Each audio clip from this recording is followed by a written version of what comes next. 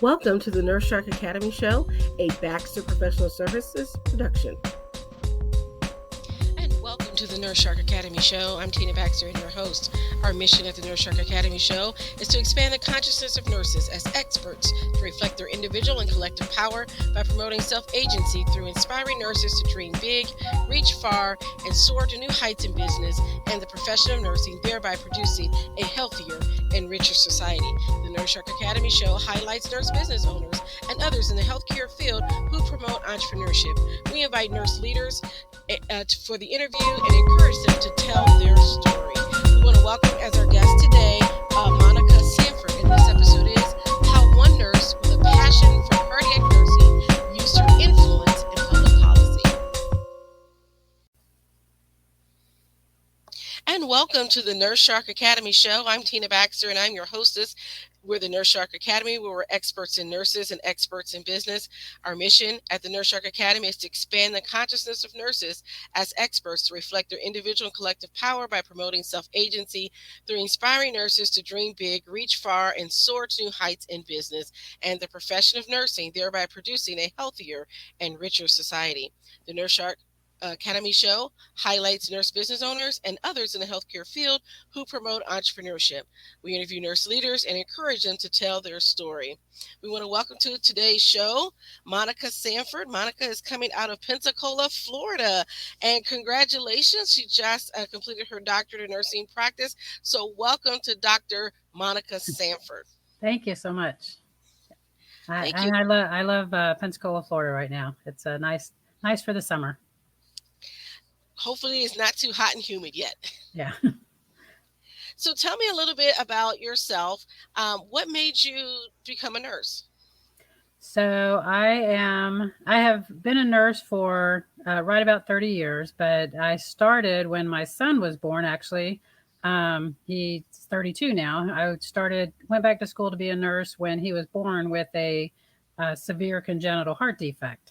So everything I have done in nursing has been geared toward cardiology patients. So he was born 32 years ago, has had 5 heart surgeries since then. He graduated high school. He's doing great.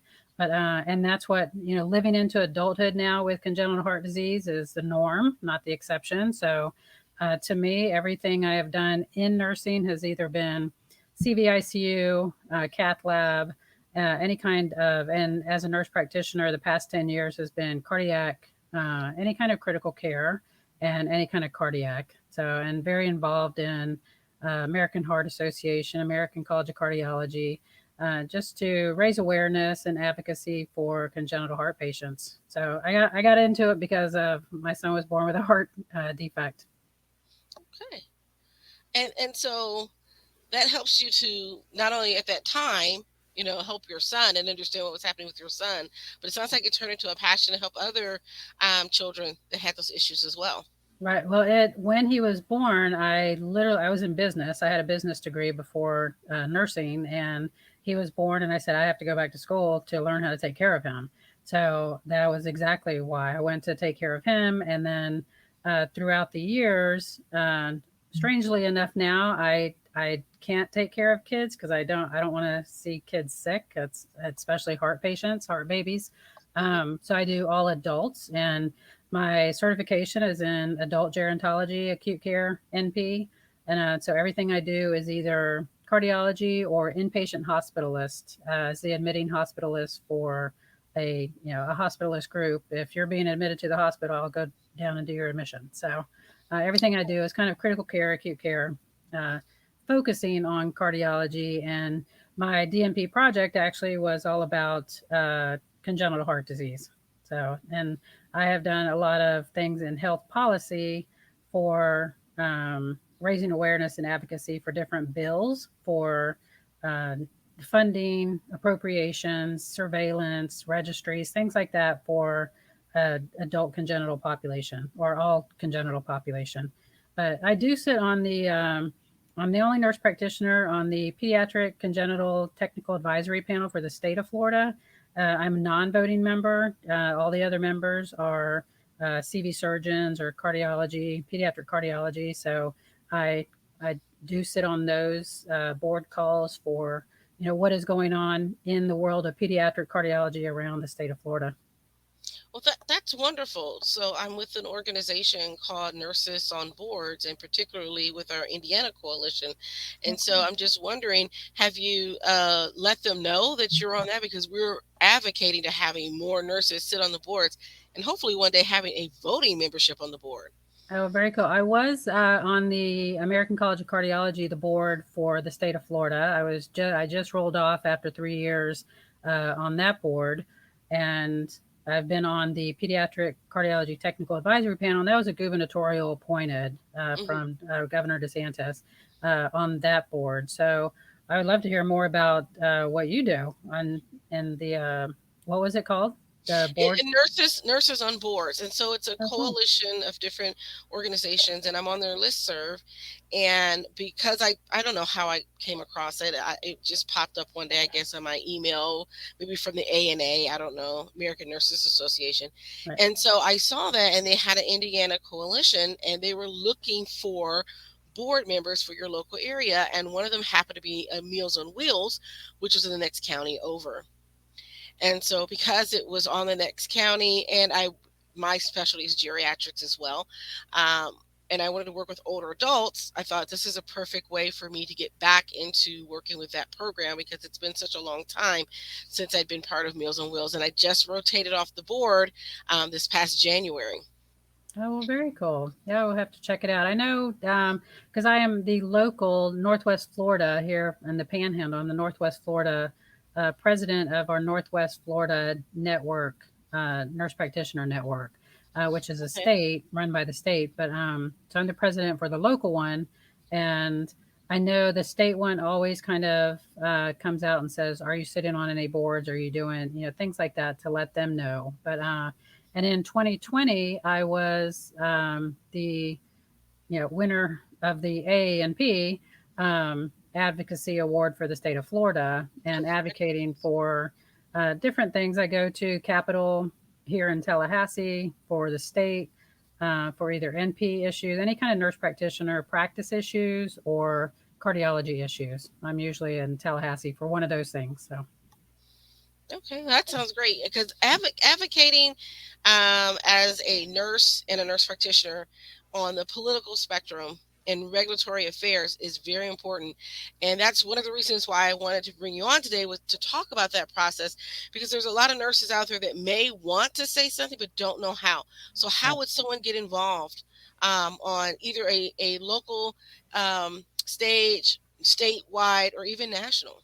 Right. And it is to reach out to your local nurse practitioner or nursing, your FNA, your ANA, your local chapters. And the local chapters always have, we try to, the last time I went to Tallahassee, we took about 25 students with us from the local University of West Florida, where I'm a faculty.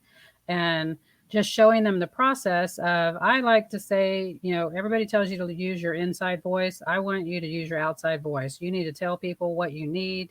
The representatives, the senators, they don't know what you need until you tell them. So I would definitely encourage anyone that wants to get involved in local politics is know your mayor, know your county commissioners, know your city council, things to that effect, because all of those affect what you do in nursing. I am a volunteer at a local free clinic here, and I was discussing with our county commissioners at one time the bus route, because it was a county bus, and we needed that bus station there at near our free clinic.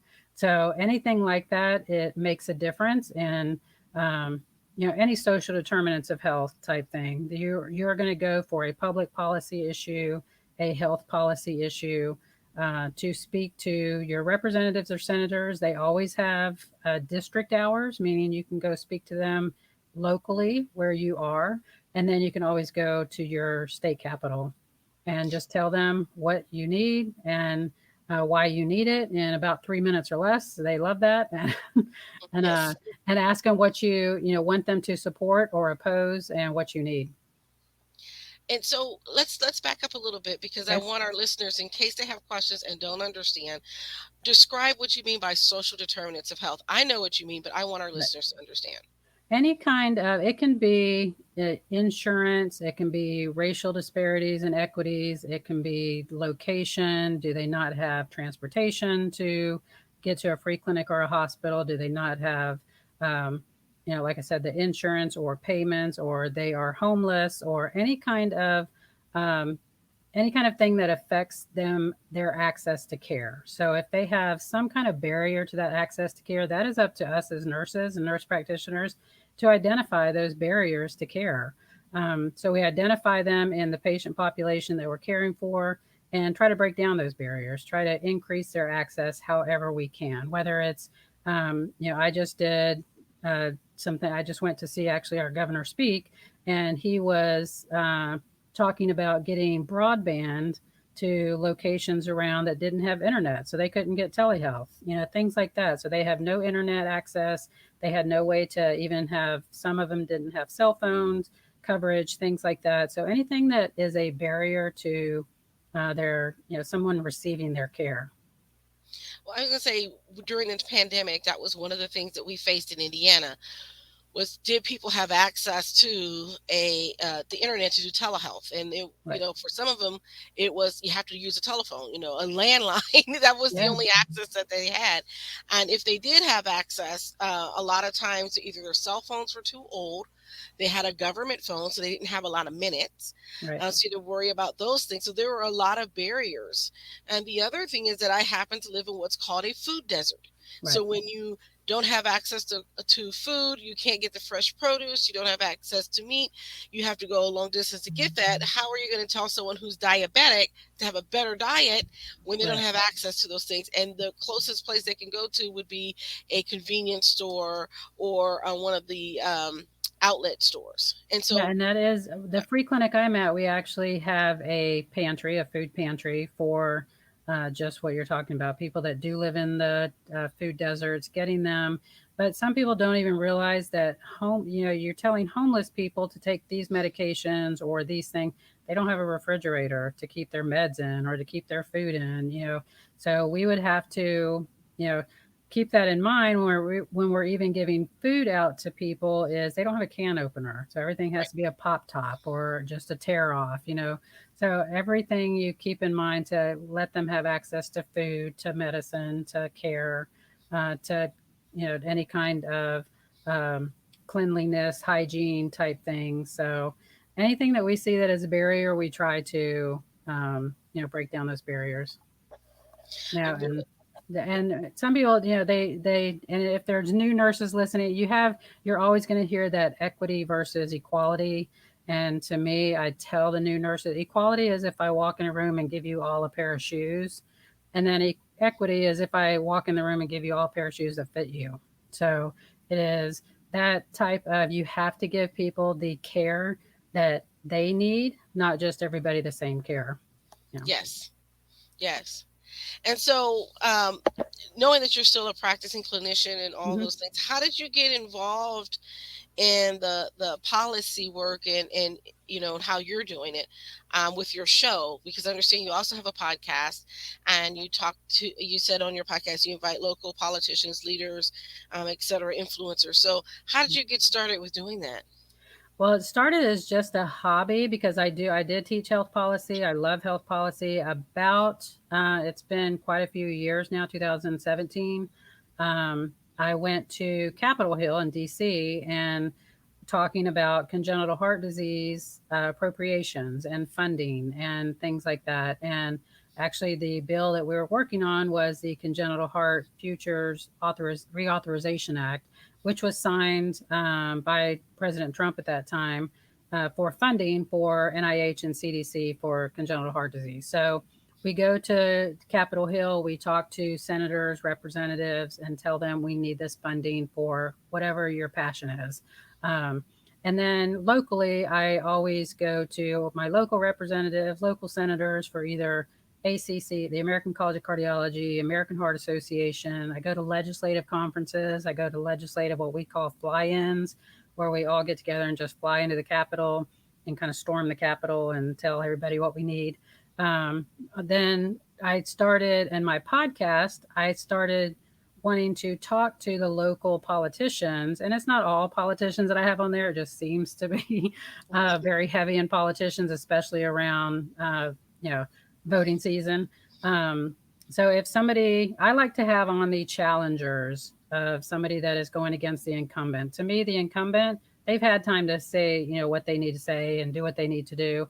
So the challengers, I want to have them on and let them, ask questions and let them tell my listeners why they're going to do better or what they're going to do. And but I've had sheriffs on, CEOs, leaders, veterans, all kinds of. It's basically anybody I want to talk to about anything we want to talk about at that time. Today I had a couple of veterans on talking about Memorial Day things and events coming up. So it is just a fun. To me, health policy is fun, and you go and you can literally make a difference in your local public health policy and your local public or your local just any kind of healthcare that is going on locally for you, and then make a difference at the national level, at the federal level. When you go and start talking about nurse practitioners right now, that was in the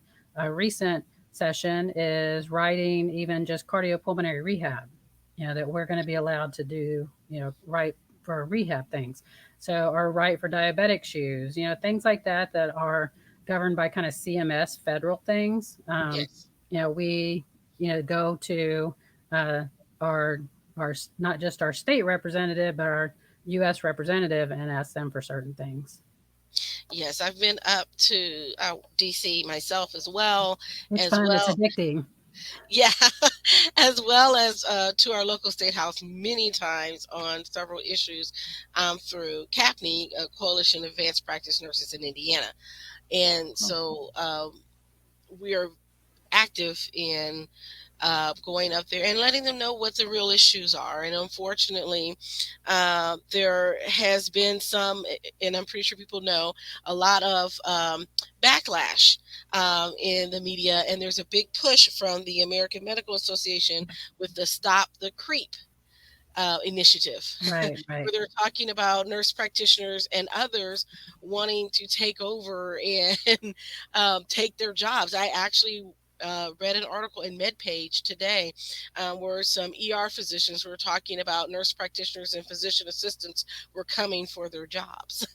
And so, having to weather some of that criticism can sometimes be difficult when you're talking to your state representatives because they're hearing from the other side. So, Right. how do you advocate for yourself in your position without vilifying the other side? That I almost never bring up the other side unless they ask me a specific question. I'm not there to kind of bully the other side or, fight their fight type thing. It's I read the bill from top to bottom, or I know my issue top to bottom and just very succinctly tell them what we need, what I need to do better for healthcare. If you keep it all at the patient level and this is going to help me take care of patients better, or this is what my patients need, it's very hard for somebody to come back and say anything negative toward you offering patient care. To me, I always go in saying, and most of the time I know what side of the fence they're on. I know if they're a pro or opposing or supporting nurse practitioners. But to me, I talk to both sides because I also take that as a education opportunity to show them what we do and what we can do and what we offer to our patients. And they will definitely come back sometimes with questions from the other side, and we just tell them with facts. Litigation has not gone up across 30 plus states now that have autonomous NP practice. Care has gone up, access to care has gone up, barriers have come down. People are being educated more on their chronic illnesses. So if you just keep it coming back around to your executive summary, I call it my executive summary, have your 3 or 4 points that you will always come back to. And always come back to your executive talking points and saying, this is going to be safer for either the patients or be safer for the healthcare providers, which we just had two safety bills go through Florida this year. And they're about to be signed by the governor. So, two safety bills that are for healthcare providers, and this is why we need them, which is going to benefit everybody in the OR, not just the NPs or the nurses, the doctors, the physicians, surgeons, things. And then you just have all your facts in a row, all your executive talking points in a row, and you just stick to facts. Don't let anybody throw you off either emotionally or because it can get sometimes somebody has come back and said, how can you say you do this? How can and you just bring it, calmly, remind them that you are offering access to care for their constituents, the state of Florida. Or are y'all autonomous practice in Indiana? No, we have a collaborative practice agreement. And we just went to autonomous after a certain amount of hours practicing and thing. You have a whole list of things you have to do to be autonomous. But I actually met with one of the senators that was opposing that bill and just answered all her questions and answered all of them calmly, and it passed. I mean, she didn't vote for it, of course, but she actually then kind of as soon as you're the calm in the room and you're the expert in the room of healthcare, then they realize that. I would say 99.9% of them realize you're the expert in healthcare in that room. There's a phenomenon that's also going on across the country, and I have another show which I cover news items, so I've been keeping a watch on some of these things, to where they're putting into the law that nurse practitioners can't call themselves doctor. Now I know you just got your doctorate, so I'm just curious, is there, as someone who's in healthcare policy, how do you respond to that when they say, well, do you call yourself doctor when you walk in the room to see a patient? Well, that just passed actually in the state of Florida. So in the state of Florida, we just have called what's called the title bill. I talked to all of my representatives, senators about it because the first bill that came out didn't even have my certification on it, and didn't have, meaning my acute care NP. It didn't have family NP. It was a mess. So I went and talked to them and said, if you're going to do this, you have got to do it right. And you have to allow us to be called doctors in an academic setting, because there was just a broad sweep. You could never call, a broad sweep that we could never say doctor, period. And so then it kind of cleaned it up a bunch. It added all the certifications. Even some of the doctors came out and didn't want this bill because it didn't have ophthalmology or optometry. It was a complete mess. So read the entire bill, and then you go to them with the facts and say, okay, if you're going to do this, we need to do this correctly. We need to do this right. And we need to allow us to say doctor and whatever certification you are. And so now I can say, Dr. Monica Sanford, acute care nurse practitioner somewhere, but that it has to be on your card, your lab coat, your shingle if you open your own practice. So it has to be notifying your patients. It has to be up on the wall in your clinic, things like that you're a nurse practitioner. So on your website, things like that. So we've already had, people not complain, but they're saying, these nurse practitioners calling themselves doctors without nurse practitioner anywhere on their websites or advertising. That needs to change. The bill doesn't go into effect until July, so I have been literally spending the past few weeks here, sending out the education, sending out the notices to all of my nurse practitioners in my network saying, this is coming, it's signed. You need to make sure that in an academic setting, it's okay. But if you're in a clinic setting, you have to introduce yourself as a nurse practitioner. Well, a similar case happened in California. I don't know if you've heard about that, but the nurse practitioner that got sued because she had on her website called Dr. I can't remember her name. I was thinking Dr. Angie or whatever. Right. And so she had to take it down for her website. I think she had to pay something like $25,000 or something Hmm. as a fine because she didn't list specifically out that she was a nurse practitioner, and she had opened up her own practice. Which, oddly enough, the physicians that she had been working with also called her doctor. Yeah, it's going to be stickler for kind of until it sifts out a little bit, but Mhm. because it is, they are already, it says specifically on there you cannot misrepresent yourself. um, you know so until everybody kind of gets the gist of it. But here in, it's also a certification issue here. We've had nurse practitioners that are acute care NPs trying to open up a primary care practice, and you can't do that. You have to be a family nurse practitioner to open up a primary care clinic. So it goes both ways. And now it's a big push, I'm sure, in all around the country. I'm seeing it, that you are a FNP, a family NP, primary care. You're going to have to get your acute care NP to be able to practice in a critical care setting. Right. So it's kind of coming, but even in this bill before it passed, it didn't have, certified nurse midwives or it just had CRNA mainly. That was the only thing it had.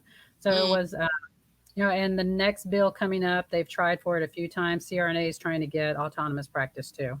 Because in the state right now, Florida, it's only FNP that can be autonomous. You have to be family nurse practitioner to be able to open your own primary care practice and be independent. Like I couldn't be. I'm acute care. I can't be mhm. unless I go back and get dual certified. Okay. But And so yes, that's important for people to understand because I think a lot of times, um, and you have to look at what your state law is, right? Because definitely. certain states allow you to do things where other states do not, and it can be very difficult sometimes to know when you move to a state. I remember I had some friends who were moving up to, I think it was Michigan, and they were worried they'd have to surrender their DEA Oh wow. all of a sudden because it's like they're moving to Michigan and their DEA.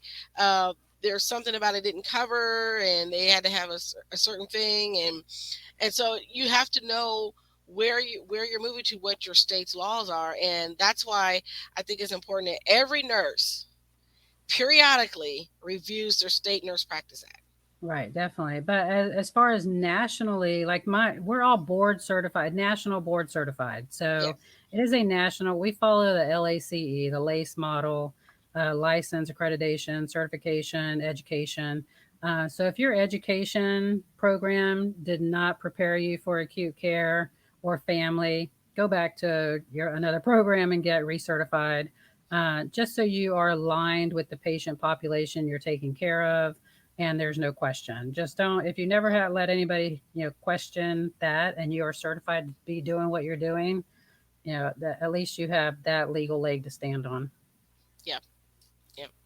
So, but yes, you are correct. I would encourage everybody to, because it's not just state by state. Sometimes it is institution by institution. Make Yes. sure you are following everything correctly. And I'm a legal nurse consultant, so one of the things I Oh do is well. Yep. look at that nursing standard of care. And because of the news show, I've been following some things, and nurses have done some things that are outside of their scope. And I'm not talking about nurse practitioners, I'm talking about bedside nurses. Right.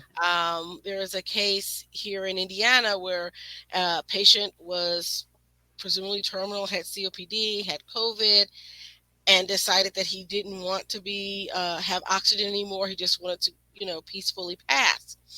Daughter was okay with it. Nurse took the mask off. Didn't get a physician's order. Yeah. And it's knowing what you can and can't do and operating in that scope is going to be very important for nurses to kind of review that. And I understand she was following the patient's wishes, she was being altruistic. I totally understand that, but that opens you up to things, and you have to know what is legally allowed and not legally allowed, Right. and Yeah. across the Refusal board. from the patient is one thing, but you aiding that without, Exactly. so Yeah. that's And then you it's always go difficult. and document and call and say, hey, he refuses oxygen. Yeah, you know, exactly. that's what Yeah, you do. that's um, hard. Yeah, But so it's that's a cool lot that of you do legal too. Legally, I mean, because there's a ton of great. I'm working on abstract right now with a Duke nurse practitioner. She runs the acute care program up there, the hmm realignment program, meaning she has a ton of FNPs now that are coming to her to get recertified acute care. So there's those programs everywhere around the country now. So yeah, just stay within your scope, stay within your certification, just do things the right way, stay in your lane, and Yep. it will make everybody happy. Yes, I have another meeting later tonight because there is no road for geropsychiatry. Oh wow. So we are looking at creating a road for geropsychiatry. What do you mean, like a psych mental health specifically for Jera?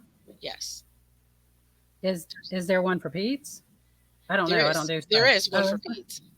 Okay, There's not that's one cool. for Gero. And Oh wow. so as a gerontology person, I'm like, well, we need to have that. Yeah, And so, yeah, so those are those discussions. And practice is ever changing, right? We 100%. go with the evidence, the data, we evolve. And I think that's where part of the problem is coming is there's an evolution in healthcare and not everyone is on the train yet, Right. right?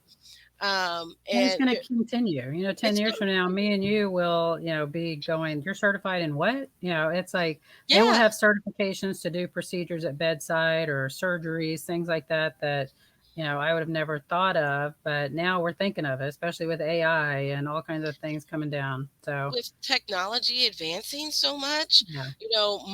this I'm going to show my geek credit here, but my hope and goal one day is to be just like Star Trek, where we have a little tricorder. We just look and see what's going on with you, press a button, zap you with the Vapo spray, and you're cured. I want that. That would be very cool, very helpful. So, hmm but yeah, it is still evolving, the transformational, healthcare right now, and that's why I love actually, the DNP that I just got. Vanderbilt was very into, transformational leadership as the nurse practitioner. So it is being not just at that bedside, but you're at the Capitol building trying to change healthcare for the future. Things like that, because it is just moving at, like you said, kind of, what'd you say, Star Wars Star pace. Trek. Star Trek, sorry. Don't come for me, Star Wars fans, please. Sorry, I sorry, am sorry. a fan of both. I saw maybe the first Star Wars, God, 30 years ago, 35, 40 years ago. And so yeah, sorry, don't come for me either because I haven't seen them. And so, Very cool. as we get ready to wrap up, how would a nurse? We've talked about how they can get involved in policy on the local level, going to their state organization or their local organization and being involved. But how could a nurse contact you if they wanted to learn more from you? Yeah, definitely. My email is Sanford. It's my last name. So it's three M's and then my last name. Sanford@hotmail.com is usually the fastest. That is how I check my email on my computer and my phone constantly. My podcast is The Monica Sanford Show on Spotify. And Monica Sanford on LinkedIn is also the second best. I check that constantly. So Monica Sanford on LinkedIn, Monica Sanford on Facebook. I post any podcast I'm on or all my podcasts from my show. I post it on my pages. So I'm very into the social media. I have my Twitter, but it is yeah. Anytime somebody wants to send me a message on Facebook, LinkedIn, email, I try to get right back to them. But yeah, definitely check with your local and state nurse practitioner or nurse network. Your here in Florida, it's Florida Nurse Association. Your nurse association is going to be a wealth of knowledge for anything you want to do.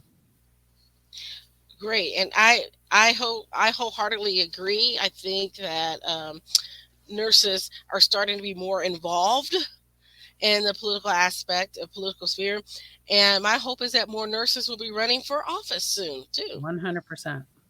Yeah, I, so I know never, and I wanted to at one time. I probably will again one day, but right now I'm having fun doing what I do.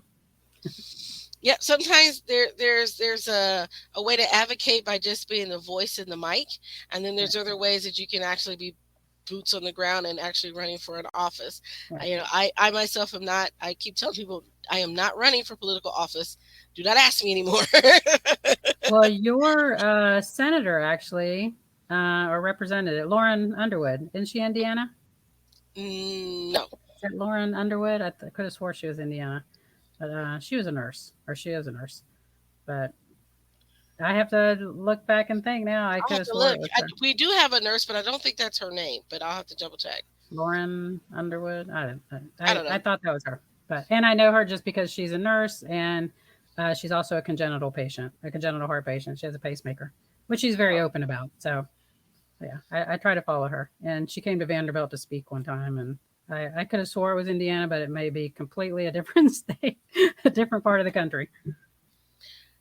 well, Illinois. Illinois. Oh gosh, sorry. Okay, I know it Hmm. started with an I.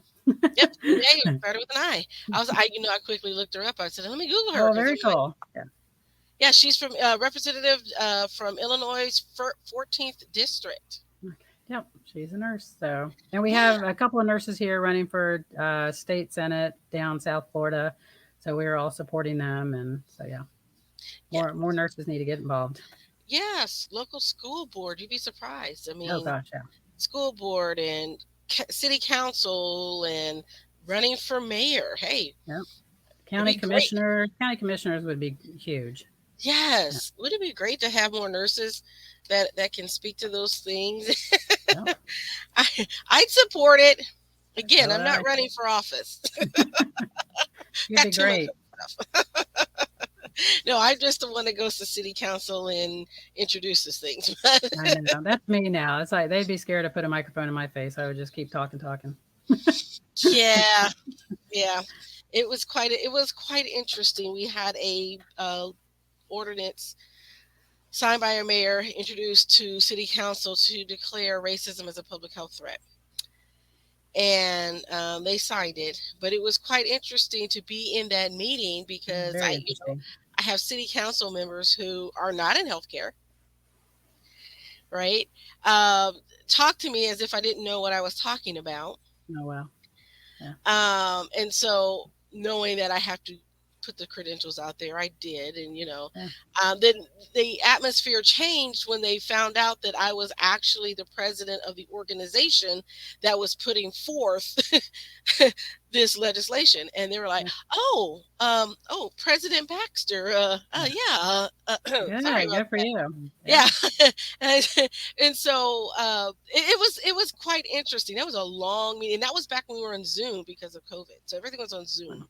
Well, and that was another reason I went for my DMP. Now I go to talk to legislators, and you are the expert in the room. Mhm. They know I know I've been there for 30 plus years, so it just brings this confidence and this. So it's a I needed to do it, and I'm glad. And like you, when you sit in front of a bunch of legislators and say I'm the president of this organization and this is what we need, it matters. And that you're a nurse, that matters.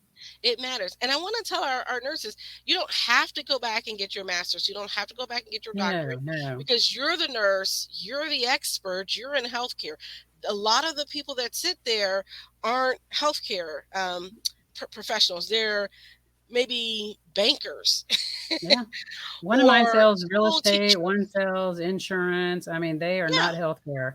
And no. nurses, young nurses, you are at the bedside. You know what your patients need. And you have the best opportunity to tell them because everyone, if they haven't been in the hospital themselves, have had a family member or a friend that's been in the hospital, and you can really reach them with the story that resonates with them. Right.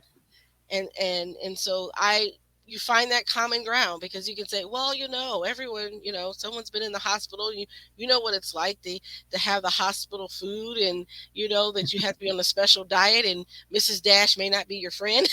Right. And they can even, advocate at the institutional level for quality Yes. improvements. For that is advocating. That is, changing policy. So that leads to bigger policy changes, a quality improvement at your, local, even your unit level. So just get involved and see how you can always do things, improve things, and transform healthcare. So advocacy, regulatory advocacy, quality improvement, all of that is being entrepreneurial in spirit. And you can be entrepreneurial even on your 9 to 5 job by volunteering for that quality Yep. improvement committee, 100%. showing up for that special project, or solving a problem that your unit is having that maybe the entire hospital can adopt. You never know. Yep. So it's 100%. yeah, it's taking charge of your profession. So I want to thank you for your time. And so you can get a hold of Dr. Sanford at her email, mmm3ms sanford at hotmail.com, or you can follow her show on Spotify, The Monica Sanford Show. You can also find her on her social media, on LinkedIn and other places. I want to thank you for listening to the Nurse Shark Academy Show. I'm Tina Baxter. Go ahead and tune in to our other shows that are there. And you can find us on Podbean or other places where you get your podcasts on Spotify, Apple, Amazon, etc. You can also follow us on our YouTube channel. Don't forget to hit the like and subscribe button. Thank you for your time. This is the Nurse Shark Academy Show. I'm Tina Baxter, your host. Thank you.